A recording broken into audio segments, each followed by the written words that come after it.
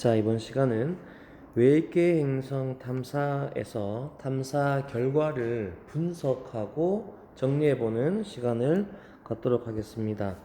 자, 외계 행성 탐사 분석에서 나온 네 가지 자료입니다. 가는 연도별로 발견된 외계 행성의 이제 질량이고요. 나는 외계 행성의 공전궤도 반지름과 질량의 관계인데, 이 외계 행성을 탐사하는 네 가지 방법: 식현상, 도플러 효과, 미세 중력 렌즈 현상, 직접 촬영 네 가지의 경우가 나타나 있습니다. 다는 외계 행성의 크기에 따른 발견 개수죠. 그 다음에 라는 중심별의 질량에 따른 외계 행성의 발견 개수입니다. 네 가지 자료를 통해서 우리가 한번 이제 분석해 보도록 하겠습니다.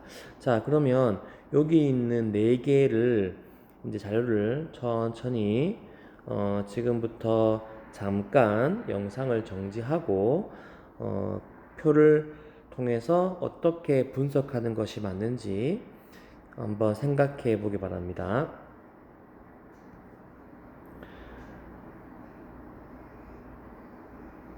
자, 그러면 여기에서 우리가 한번 분석해 보도록 하겠습니다. 가의 분석 내용은, 자, 가 같은 경우가 앞에 있는 연도별로 발견된 외계행성의 질량이죠. 외계행성의 질량이 연도가 지날수록 많아지고 하는 모습을 볼 수 있습니다. 분석해 보면 시간이 지남에 따라 발견의 개수가 증가하고, 초기에는 목성 질량 정도였지만 그보다 질량이 이제 목성 정도이거나 더 큰 게 많이 나왔지만, 시간이 지남에 따라 작은 행성들도 발견되고 있고, 그 다음에 그걸 볼 때 작은 행성들을 발견하는 것은 탐사 기술이 발달해서 그런 것이라는 것을 우리가 유추할 수 있습니다. 물론 이것 외에도 더 있겠지만 대략적으로 이런 내용들이 분석할 수 있는 내용입니다.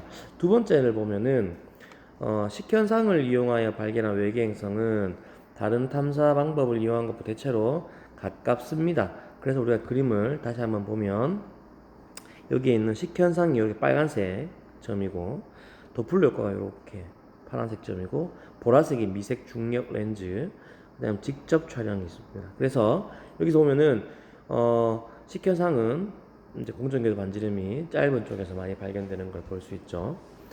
자, 그 다음에 중심별까지의 거리가 가까울수록 행성에 의한 식현상을 구별하기가 쉽다. 식현상 같은 경우는 우리가 공전궤도 반지름이 너무 클 경우에 우리 시선 방향과 공전궤도가 정확하게 나타나지 않다면, 조금만 각도가 있다면 우리가 식현상이 나타나지 않기 때문에 가까울수록 구별하기 쉽다는 것을 알 수 있고, 그 다음에 중심별까지의 거리와 질량 관계가 뚜렷하지 않다는 것은, 거리는 가까운 게 맞는데 질량이 더 크고 작음에 따라서 뚜렷한 모습은 나타나지 않는다는 것입니다. 그래프를 보면 왼쪽에 이제 그래프에 보면은 왼쪽에 이렇게 있는 건 맞지만, 질량이 큰 것과 작은 것에서 물론 작은 게 조금 더 많긴 하지만 그 어떤 경향성을 명확하게 띄진 않기 때문에 질량에 따른 관계는 명확하지 않다고 할 수 있습니다. 그 다음에 시선 속도 같은 경우를 보면은 중심별의 시선 속도 변화를 이용하여 발견한 외계 행성은 대부분 중심별까지 거리가 멀고 질량이 크다. 자, 그래서 거리가 멀면 우리가 실제로는 우리가 이제 하나의 거리 변수로 만들면, 가까이에 있는 것이 멀리 있는 것보다 행성의 공전 속도도 빠르고 별의 공전 속도가 빠르기 때문에 더 도플러 효과가 잘 일어나긴 하지만, 실제로 이제 분석해보고 관측한 것을 분석해보면 거리가 먼 경우에 잘 나타나고 질량이 큰 경우에 잘 나타납니다. 질량이 큰 경우는 우리가 이론적으로 보는 모습과도 같죠. 왜냐하면 질량이 크면 이제 그만큼 중력이 커지고 구심력이 커지기 때문에 행성의 속도가 더 빠릅니다. 더 빠르면 우리가 잘 알다시피 도플러 효과 델타 람다가 더 커지기 때문에 더 발견될 확률이 높겠죠. 그래서 이 행성이 클수록, 질량이 클수록 속도, 시선속도 변화가 크기 때문인 것은 중요한 내용입니다. 미세 중력 렌즈 현상 같은 경우는 중심별까지의 거리가 멀고 먼 경우에 잘 나타나는 것을 알 수 있죠. 그 다음에 발견된 수가 상대적으로 적기 때문에 주기적 그러니까 발견된 게 적은 이유는 주기적으로 관측되는 게 아니죠. 지나가 버리면 끝이기 때문에 계속 보고 있다고 해서 또 지나올 것을 우리가 예측해서 할 수도 없는 일이고, 그래서 주기적으로 관측이 안 되기 때문에 발견이 어렵습니다. 그 다음에 직접 촬영하여 발견한 외계 행성 같은 경우는 아주 멀어야 되겠죠. 왜냐하면 중심별과 너무 가까이 있으면 별과 구별이 안 되기 때문에 일단 멀긴 멀어야 되는데, 그렇다고 해서 너무나 멀면 그 별로부터 빛을 반사해서 우리가 촬영했을 때 촬영돼야 되는데, 너무나 멀면 또 그 빛이 별에서부터 행성까지 가면 너무나 작아지기 때문에 그 빛을 반사하는 빛이 작아서 발견되기 어렵겠죠. 그래서 적절한 거리에 있어야지만 관측 가능한 걸 알 수 있습니다. 3번, 4번 같은 경우는 지구 지름의 한 1.2에서 3.1배 정도 잘 나타나고, 그리고 외계 행성이 잘 발견된 중심별의 질량 범위는 약 태양의 정도라는 것을 우리가 알 수 있습니다. 너무 크거나 작은 경우는 둘 다 여러 가지 이유로 이제 관측이 이제 덜 됐다는 것을 알 수 있겠죠. 자, 그러면 이 외계 행성 탐사에서 한번 정리를 해볼게요. 금방 했던 것들을 이제 한번 정리를 해보면, 자, 요 페이지에 있는 붉은색 부분에 어떤 내용이 들어갈지 한번 고민을 해보도록 합니다. 영상을 잠깐 멈추고. 자, 한번 볼까요? 중심별과 행성은 공통 질량 중심을 사이에 두고 정확하게 반대쪽에 있어야 되죠. 그래야지 이제 이게 구심력이 곧 중력이기 때문에 구심력의 구심점이 되는 그 공통 질량 중심에 대해서 돌아가는 것은 항상 반대쪽에서 똑같은 각속도를 가지고 돌아갑니다. 그래서 중심으로부터 거리가 먼 행성이 훨씬 더 빠르겠죠. 그런데 이 마주보고 본다는 것은 당연히 주기가 같다는 말이고, 또 역시나 방향 역시나 같은 쪽으로 가야 된다는 것을 알 수 있습니다. 여기서 현재 위치인 요 별이 있죠. 시선 방향으로부터 더 멀어지고 있기 때문에 후퇴하는 방향이고 적색 편이가 나타나는 걸 알 수 있습니다. 행성이 가에 위치할 때는 요 밑에 있게 되죠. 밑에 있게 되면 또 이 방향으로 가니까 접근하게 되고 파장은 청색 편이가 일어나는 것을 알 수 있습니다. 자, 요것도 한번 잠깐 동안 생각해 보겠습니다. 자, 역시나 도플러 효과에 의한 것인데, 행성의 질량이 크면 중심별의 시선 속도가 크기 때문에, 시선 속도가 크면 큰 이유는 이제 구심력이 커지면 더 빨리 회전해야지, 자전해야지만, 더 빨리 공전해야지만 중력에 의해서 중심별로 이렇게 가까워지지 않고 궤도를 유지할 수 있는, 즉 속도가 더 빨라야 됩니다. 그래서 속도가 더 빠르면 도플러 효과, 즉 시선 속도는 우리가 람다분의 델타 람다는 C분의 VR이 되죠. 이게 시선 속도고, 그러면 여기서 광속은 고정되어 있고 람다는 특정 우리가 이제 파장이 정해져 있는 것을 보기 때문에 그 정해져 있는 거에서 델타 람다가 커지게 되면 우리가 여기에서 어떤 특정, 예를 들어서 656 나노미터의 어떤 선이 있다면 이 왔다 갔다 하는 도플러가 멀어지고 가까워지면서 왔다 갔다 하는 폭이 넓으면 넓을수록 관찰이 잘 됩니다. 관측이. 그래서 델타 람다가 크다는 말은 곧 속도가 빠르다는 말이기 때문에 이 속도가 커지면 탐사 효과적입니다. 중심별의 파장 변화를 관측해서 즉 질량이 큰 게 중심별의 시선 속도가 크기 때문에 추정도 할 수 있는 것이고, 정확하게 여기서 특정할 수는 없지만 대략적으로 추정할 수 있겠죠. 자, 그 다음에 그러니까 질량이 똑같은 별인데 질량이 거의 똑같은 별인데, 행성 말고 별이 질량이 거의 비슷한데 어느 한 별의 도플러가 더 심하단 말은 그 별을 노는 행성의 질량이 크다라고 우리가 해석할 수가 있겠죠. 그 다음에 한계는 수직일 때는 아예 관측이 불가능합니다. 시선 방향이 이쪽인데 만약에 이렇게 돌고 있다면, 왔다 갔다 한다면 우리가 볼 때는 도플러 효과가 전혀 없겠죠. 만약에 비스듬하면 우리가 그래도 이 방향에서 볼 때 이렇게 올라갈 때 이렇게 이제 궤도를 돌 때 우리가 실제로는 이 방향으로 움직이지만 우리가 시선 방향 쪽으로 투영된 값이 존재하기 때문에 가까워지고 멀어지겠죠. 그래서 이 값을 만약에 세타라고 하면 여기에서 속도를 v라고 할 때 v에서 코사인 세타만큼이 투영된 요 값이 시선 속도에 해당하기 때문에 관찰할 수가 있습니다. 수직일 때는 불가능하다는 말이겠죠. 행성의 질량이 작거나 중심볼에서 멀리 떨어져 있으면 관측이 어렵습니다. 왜냐하면 속도가 이제 크지 않기 때문에 그 속도 변화에 따른 이런 파장 변화가 작기 때문이겠죠. 자, 식현상을 이용한 방법입니다. 자, 빈칸에 들어갈 말 생각해 볼게요.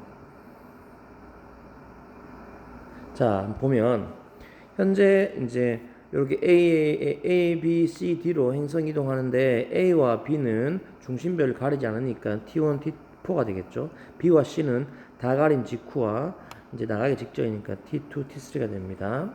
그 다음에 중심별의 밝기 가장 밝은 행성의 위치는 당연히 A와 D가 되겠죠. 가리지 않으니까. 자, 그 다음에 이 식현상에서 이 내용도 한번 생각해 보겠습니다. 자, 한번 보면 반지름이 클수록 별의 밝기가 크게 감소한다. 그렇겠죠. 여기서 이런 별이 있고 이제 똑같은 별이 있는데 요만한 행성이 가릴 때와 요만한 행성 가릴 때 당연히 얘가 더 가려지는 부분이 크기 때문에 밝기가 이렇게 시간이 지날 때 조금 감소하고 가 같은 경우는 이렇게 많이 감소하게 되겠죠. 그래서 구별하기가 쉽습니다. 자, 그런데 여기서 만약에 이 가려지는 거의 차이는 가리는 면적만큼 해당하면 전체 면적에 대해서 가리는 면적이 얼마이냐에 따라서 이제 더 잘 관찰될지 안 그럴지를 판단할 수가 있는데 무슨 말이냐면 여기에서 요 면적에 대한 별 전체 면적에 대한 요 이제 행성의 면적이 크면 우리가 이렇게 많이 가리고 작으면 적게 가리는데 만약에 두 개의 별의 면적이 다른데 여긴 행성의 크기도 다르다면 우리가 이 둘을 비교한다면 이 전체 면적에 대한 행성의 전체 이제 행성이 가리는 면적의 비가 가리는 면적의 비가 큰 게 더 잘 관측된다고 생각하면 됩니다. 그래서 우리 같은 경우는 여기서 이제 얘를 가라고 하면 우리가 요 면적분의 요 면적 나는 역시나 요 면적분의 면적 그럼 한번 밝기를 보면 가 같은 경우는 이제 이렇게 면적 B가 이렇게 해당한다면 나도 이렇게 해서 이렇게 해당할 겁니다. 그죠? 더 밝기는 이게 밝으니까. 자, 그러면 여기에서 과연 이 둘 보면은 밝기를 비교하기가 좀 어려울 수 있는데 얘를 증폭시키면 요렇게 똑같은 높이로 갖추면 얘도 올라가겠죠. 그렇다면 이 길이에 대한 요 B와 요 길이에 대한 요 B를 비교할 수가 있습니다. 그래서 우리가 예를 들어서 얘가 반지름이 10이고 얘가 반지름이 5고 얘가 반지름이 2고 얘가 1이라면 자 10의 제곱 100분의 224가 되고 얘는 25분의 1이 되겠죠. 그러면 이거를 증폭시키면 100분의 4가 되기 때문에 실제로 둘은 이제 전체 제일 밝을 때에 비해서 어두워지는 광도가 똑같습니다. 그래서 둘은 우리가 어느 게 더 잘 탐사 효과적이라고 말할 수가 없겠죠. 하지만 요 B가 더 큰 게 지금은 똑같은 경우지만 더 큰 게 관찰되기 쉽다고 알면 될 것 같습니다. 자, 그래서 이렇게 반지름을 추정할 수가 있다는 말입니다. 근무 과정을 통해서. 식현상이 일어날 때 행성 대기를 통과하는 자 보겠습니다. 별 앞을 행성이 지나가면 그냥 있던 별은 우리가 알고 있는 OBA, EF, GKM 중에 하나의 뚜렷한 이제 형을 가지는 스펙트럼이 나오겠죠. 그런데 이 앞으로 만약에 행성이 지나간 상태라면 이 행성에 대기가 있다면 이 대기를 지나온 빛도 있기 때문에 우리가 알고 있는 OBA, EF, GKM 중에 하나가 나타나지만 거기에는 성분이 약간 다른 분자선들도 많이 나타나고 보통 별에서는 안 나타나는 것들이 나타난다면 그것은 바로 이 행성을 통과한 것이겠죠. 그래서 대기 성분도 알 수 있는 방법도 있습니다. 자, 식견상의 한계는 거의 나타날 때만 사용할 수 있습니다. 시선 방향이 이쪽이라면 여기서 정말 거의 나타날 때만 이 별의 앞을 지나가겠죠. 조금만 각도가 이렇게 되어버려도 이 행성은 항성 앞을 지나가지 않기 때문에 거의 나타날 때만 이용할 수 있다는 큰 단점이 있습니다. 그리고 별끼리 일으키는 식현상, 즉 쌍성이 이제 둘 다 빛을 내지만 더 어두운 게 밝은 거 앞으로 지나갈 경우에 밝기 변화가 있는데 이것이 별 때문인지 또는 행성 때문인지를 구분하는 것은 사실 쉽지 않습니다. 이건 좀 더 관측을 해보면 알 수 있겠죠. 자, 미세 중력 렌즈 같은 경우는 이 내용도 한번 확인해 보겠습니다. 한번 생각해 보세요. 자, 미세 중력 렌즈 현상 같은 경우는 이렇게 별이 있고 이제 뒤에 먼 천체가 있고 지나간다면 하나만 지나간다면 가까워지면서 이제 미세 중력 렌즈 때문에 더 들어오는 빛 때문에 이렇게 밝기가 증가했다 감소합니다. 하지만 행성의 특정 위치를 이제 알 필요는 없고 행성이 있다면 행성에 의해서 추가적으로 이제 빛이 들어오는 것 때문에 이렇게 매끄럽게 진행되지 않고 톡 튀는 부분이 있다는 겁니다. 이 위치나 개수 이런 것들은 의미가 없고 그냥 행성의 중력에 의해 추가적인 밝기 증가가 나타난다는 것만 정확히 알면 될 것 같습니다. 그렇게 나타나면 우리가 행성이 있다고 알려져 있습니다. 행성이 있다고 알 수 있습니다. 하지만 역시나 이건 주기성이 없고 그냥 지나가 버리기 때문에 한계점은 분명히 있겠죠. 이 내용도 한번 보도록 합니다. 네. 특징은 나란하지 않아 상관이 없죠. 아까 전에 있는 식현상 같은 경우는 나란해야 되지만 요거 상관이 없습니다. 하지만 주기적인 관측이 불가능하고 그 다음에 역시나 발견된 외계 행성의 수도 상당히 적습니다. 직접 촬영 한번 생각해 보겠습니다. 자, 직접 촬영하기 때문에 별빛에서 오는 반사되는 빛을 행성이 반사된 빛을 우리 사진으로 찍는 거기 때문에 요 어둡긴 하겠지만 행성에서 오는 빛을 분광해서 역시나 행성의 대기 성분을 이제 알 수 있습니다. 한계점은 중심별까지 거리가 먼 경우에 너무나 멀면 이 별로부터의 반사를 해야 되는데 너무 멀기 때문에 반사하는 양이 너무 적어서 관측이 어렵겠죠. 자, 이렇게 우리가 이제 외계 행성계를 탐사하는 그 분석하는 결과를 토대로 이제 방법에 대해서 네 가지에 대해서 한번 정리해 보았습니다. 이 내용 잘 기억하기 바랍니다.